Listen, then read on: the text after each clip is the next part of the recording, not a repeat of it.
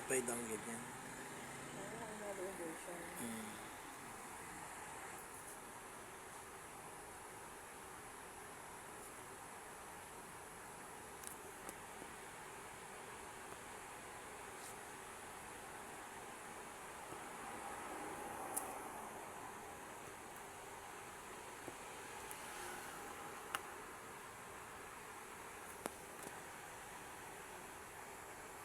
I-video mo nga, darling.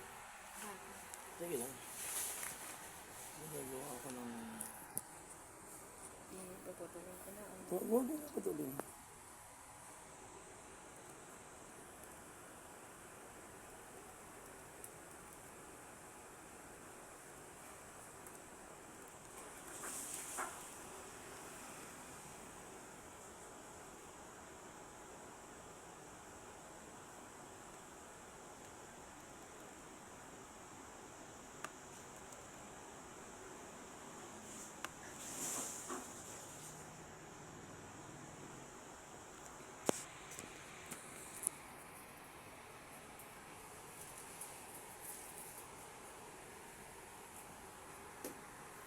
And then mag-add na tayo ng device.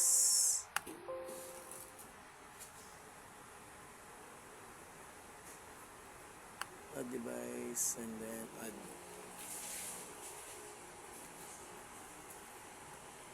Kung analog yung gagamitin is babaguhin to. Serial number. Yung serial number makikita sa box or mismo sa CCTV.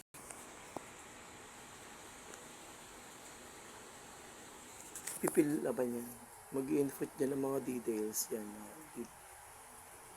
Device name, serial number, username and password.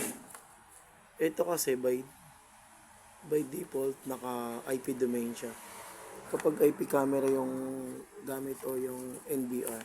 Pero kapag naka-analog or XBR, i-change mo to from IP domain to serial number.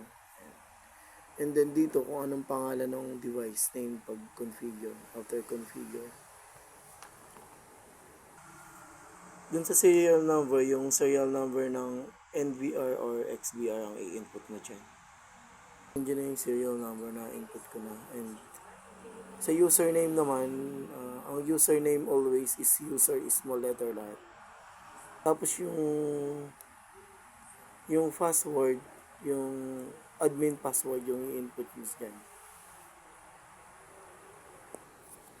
Ano, naka-input na yung password yan.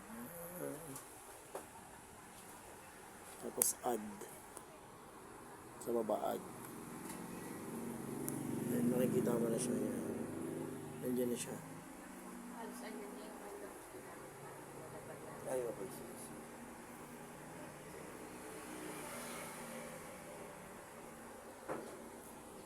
Nandiyan na siya nakalagay.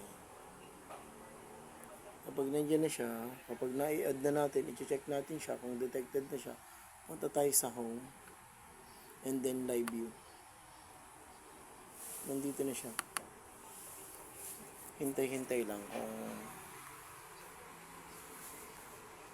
magkaka-display.